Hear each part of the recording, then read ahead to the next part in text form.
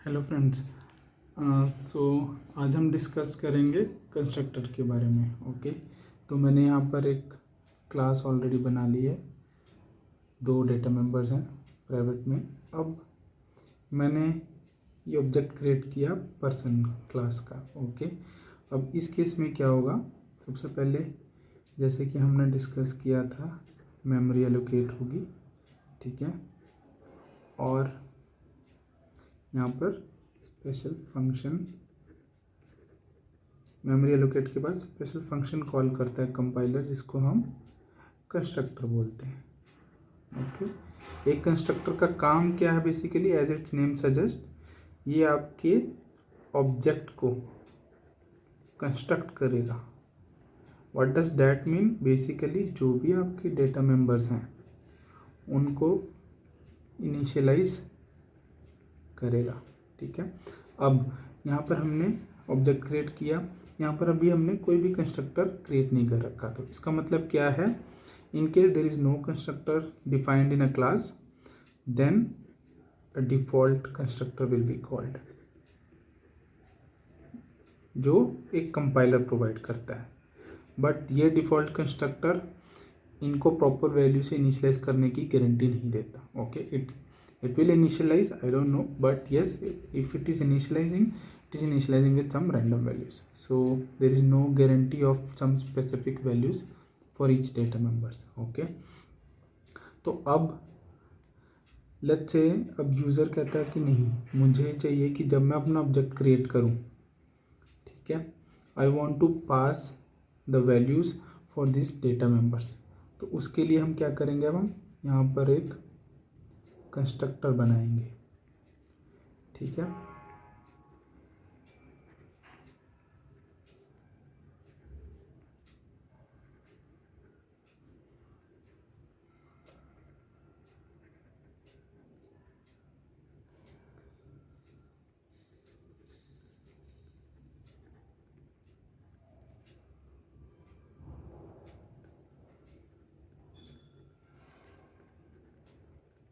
ठीक है, ये हमने कंस्ट्रक्टर बना लिया, ठीक है। अब इस कंस्ट्रक्टर को कॉल करने के लिए हम यहाँ पे ऑब्जेक्ट कैसे क्रिएट करेंगे, person P age let's say and it's male. Okay, this is how will create the constructor. अब इसमें क्या होगा, पहले एज यूजुअल मेमोरी एलोकेट होगी, कंस्ट्रक्टर कॉल होगा। अब कंस्ट्रक्टर, क्योंकि हमने ये 2 आर्ग्यूमेंट्स दिए हैं, तो कंस्ट्रक्टर कौन सा कॉल होगा, ये वाला, नॉट द डिफॉल्ट कंस्ट्रक्टर, ठीक है। अब जैसे ही हमने कंस्ट्रक्टर क्रिएट कर दिया, राइट, अब हमें कंपाइलर डिफॉल्ट कंस्ट्रक्टर नहीं प्रोवाइड करेगा, बिकॉज वो देख लेगा कि क्लास में आपने ऑलरेडी कंस्ट्रक्टर कर रखा है, तो मेरी कोई नीड नहीं है कंस्ट्रक्टर प्रोवाइड करने की, ठीक है। ओके, अब ये सिनेरियो हुआ। अब लेकिन अब यूज़र कहता है कि नहीं, मैं ऐसा भी चाहता हूँ, but in some scenarios I want to create with by passing no value. Okay, तो उसके लिए क्या कर सकते हैं, एक तरीका है कि आप एक और कंस्ट्रक्टर क्रिएट कर लो विद नो आर्ग्यूमेंट्स, तब ये प्रॉब्लम सॉल्व हो जाएगा, ठीक है।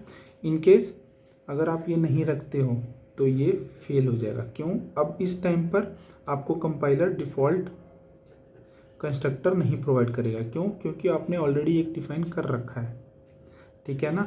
आपने ये डिफ़ाइन कर दिया, तो आप कंस्ट्रक्टर आपको डिफ़ॉल्ट कंस्ट्रक्टर नहीं देगा। ओके, तो ये फेल हो जाएगा अनटिल अनलेस आप एक ऐसा कंस्ट्रक्टर भी रखते हो। अच्छा, अब इससे 2 चीज़ें हमारे सामने ऑब्जर्वेशंस में आती हैं। पहली बात, कंस्ट्रक्टर का नाम क्लास के नाम से ही होता है, ठीक है। दूसरी बात, इसका कोई रिटर्न टाइप नहीं है। ओके, ये स्पेशल फंक्शन, इसका कोई रिटर्न टाइप। अब ये पर्सन आपने देखा, ये 2 मेरे कंस्ट्रक्टर है, ठीक है। इसका मतलब क्या है कि आप constructor based on different number of arguments और टाइप ऑफ आर्ग्यूमेंट्स के ऊपर भी डिफरेंट कंस्ट्रक्टर डिफाइन कर सकते हो। इसको हम बोलते हैं function overloading.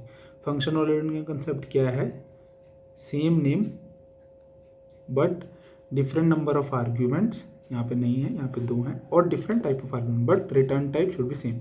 Return type anyways constructor का होता ही नहीं, ठीक है ना। अब एक और लेके चलते हैं। जैसे यूज़र बोलता है कि नहीं, मेरे को इन दोनों केस में मेरे को एक ही कंस्ट्रक्टर चाहिए, मैं 2 कंस्ट्रक्टर नहीं क्रिएट करना चाहता। उसके लिए क्या करते हैं हम, डिफ़ॉल्ट आर्ग्यूमेंट्स का यूज़ करते हैं। उसमें मैं क्या करता हूँ, मैंने एक कंस्ट्रक्टर बनाया अनसाइंड इन 40 करेक्टर ए, तो मैंने फंक्शन डिक्लेरेशन में ही मैंने डिफाइन कर दिया इसके डिफ़ॉल्ट वैल्यूज़, ठीक है। उससे क्या होगा, इस केस में तो कंस्ट्रक्टर कंसिडर करेगा 50 और m, और इस केस में जो डिफ़ॉल्ट पास हुई पर जो डिक्लेयर करी हैं 40 और m, ठीक है। इनको बोलते हैं हम डिफ़ॉल्ट आर्ग्यूमेंट्स। अब एक डिफ़ॉल्ट आर्ग्यूमेंट्स का एक और रूल है कि अगर आपने डिफ़ॉल्ट आर्ग्यूमेंट्स रखने हैं, it should be at the end in the number of in the argument list kind of. So कहने का मतलब क्या है कि मैंने अगर ये दूसरा एग्जांपल ले लेते हैं, सिंपल सा int x 10, int y 20, int z, ये मैंने कंस्ट्रक्टर डिक्लेयर किया है क्लास में, ठीक है। तो ये फेल हो जाएगा। ये आर्ग्यूमेंट्स हमेशा एंड में होने चाहिए। कहने का मतलब अगर आपको इसको करेक्ट करना है तो करेक्ट वे है int z int x equal to 10 और int y equal to 20। Default arguments always end में आएंगे फंक्शन की आर्ग्यूमेंट लिस्ट में, ठीक है ना। अच्छा, ये हो गया डिफ़ॉल्ट आर्ग्यूमेंट का कंसेप्ट, ठीक है ना। ये बहुत फ्रिक्वेंटली आपको दिखेगा अपनी एप्लीकेशंस में भी, ओके। अच्छा, एक गाइडलाइन के तौर पे भी होता है कि अगर जैसे आपने ये डिक्लेयर किया है, ठीक है, डिफ़ॉल्ट आर्ग्यूमेंट्स को आपको सिर्फ डिक्लेरेशन में डालना है, डेफिनेशन में नहीं डालना, ठीक है ना। ये चीज़ का ध्यान रखना है। ये मैं बताता हूँ, 1 मिनट।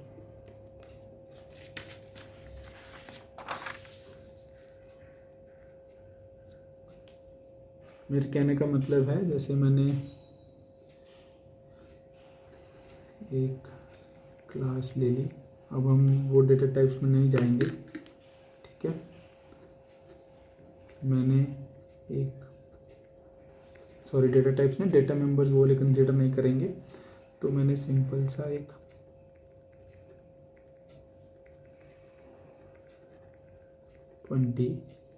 ले लिया, ठीक है। ये मैंने डिक्लेयर किया। अगर मैं इसके सोर्स फाइल में लिखूंगा तो कैसे लिखूंगा, पर्सन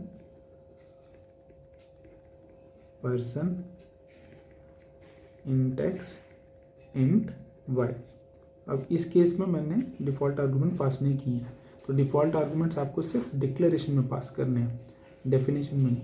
लेकिन अगर आपकी डेफिनेशन इधर ही आती है then it is okay, otherwise no need to pass it here, ठीक है ना। अच्छा, अब एक और चीज़ होती है, ये तो हमने देख लिया कंस्ट्रक्टर का। Constructor, different type of constructor आप सेट कर सकते हो based on number of argument और टाइप ऑफ आर्ग्यूमेंट्स, ठीक है ना। और based on default arguments also you can create your constructor, ठीक है। अच्छा, अब 2 चीज़ें आती हैं। पहली बात, ये कंस्ट्रक्टर्स कभी भी वर्चुअल नहीं हो सकते। इसको हम डिटेल में डिस्कस करेंगे जब हम वर्चुअल फंक्शन करेंगे, तब आपको ज़्यादा क्लियर होगा।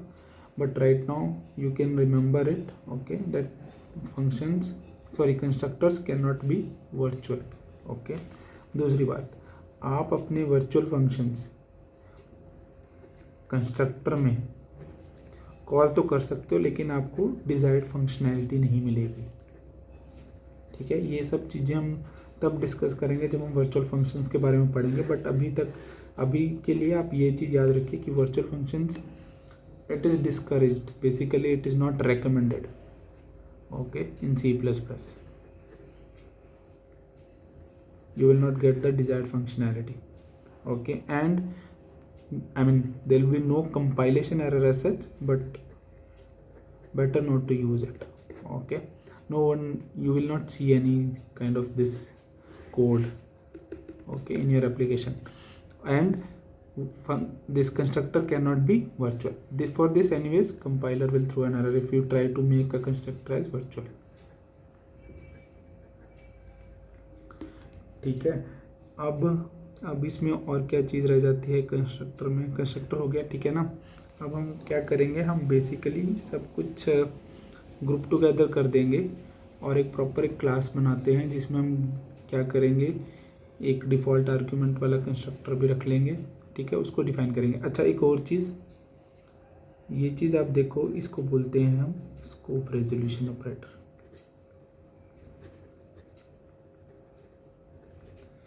ये क्या बोलता है, बेसिकली कहता क्या है कि इसके लेफ्ट साइड पे आप स्कोप बताओ, स्कोप क्या है इसका, क्लास, करेक्ट, और उसके राइट साइड पर आप बताओ ये फंक्शन कौन कौन सा है। तो फंक्शन हमने यहाँ पे रख दिया, ठीक है। यहाँ पे रिटर्न टाइप भी आता है, लेकिन since constructor does not have return type तो यहाँ पे कुछ भी नहीं है।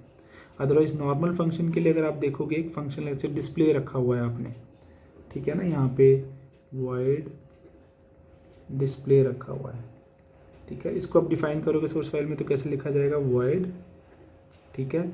आप क्या लिखेंगे, स्कोप, स्कोप क्या है, क्लास नेम, ठीक है ना। उसके बाद क्या आएगा राइट साइड पे, फंक्शन नेम। तो इससे, इसके through compiler will get to know that this function belongs to this class, okay. वो उसके अकॉर्डिंगली ही उसका प्रोटोटाइप चेक करेगा कि जो डेफिनेशन में है और जो डिक्लेरेशन में है वो मैच करता है कि नहीं करता, ठीक है ना। इसे बोलते हैं हम स्कोप रेजोल्यूशन ऑपरेटर। अब देखो, जब मैं ऑब्जेक्ट क्रिएट करता हूँ, ठीक है ना, तो मेमोरी एलोकेट होती है और कंस्ट्रक्टर कॉल होता है। अब क्योंकि मैं ऑब्जेक्ट क्रिएट कर रहा हूँ outside the class, correct, anyways outside the class ही करूँगा, करेक्ट। तो इसके लिए मुझे क्या चाहिए, कंस्ट्रक्टर कॉल करना है। अब क्योंकि मैं बाहर ऑब्जेक्ट क्रिएट कर रहा हूँ तो कंस्ट्रक्टर क्या होना चाहिए, पब्लिक, ठीक है ना। अगर आप इसको प्राइवेट में डाल दोगे, इसको हटा दोगे, तो ये एरर थ्रो मारेगा, ये बोलेगा कंस्ट्रक्टर जो है वो आपका प्राइवेट है, so I can not create an object, ठीक है ना। तो ये अगर आपको ध्यान हो, ये एक्सेस स्पेसिफायर्स हैं, इसकी भी मैंने वीडियो बनाई है, वो आप देख सकते हैं, ठीक है ना। तो ये हो गया, ठीक है, एक ये चीज़ मिस हो गई थी। अच्छा, एक और कंसेप्ट आता है कंस्ट्रक्टर का, उसको बोलते हैं हम एक्सप्लिसिट। कीवर्ड के साथ एक कंस्ट्रक्टर यूज़ होता है, ठीक है ना, एक्सप्लिसिट कीवर्ड के साथ, जिसको हम शायद एक्सप्लिसिट कंस्ट्रक्टर बोलते हैं, ठीक है। इसको हम नेक्स्ट वीडियो में करेंगे, बट ये भी एक कंसेप्ट है C++ का, ठीक है ना। इसको भी डिस्कस करेंगे नेक्स्ट वीडियो में। बेसिकली नेक्स्ट वीडियो में हम डिस्कस करेंगे एक्सप्लिसिट कंस्ट्रक्टर के बारे में, ओके। Thank you.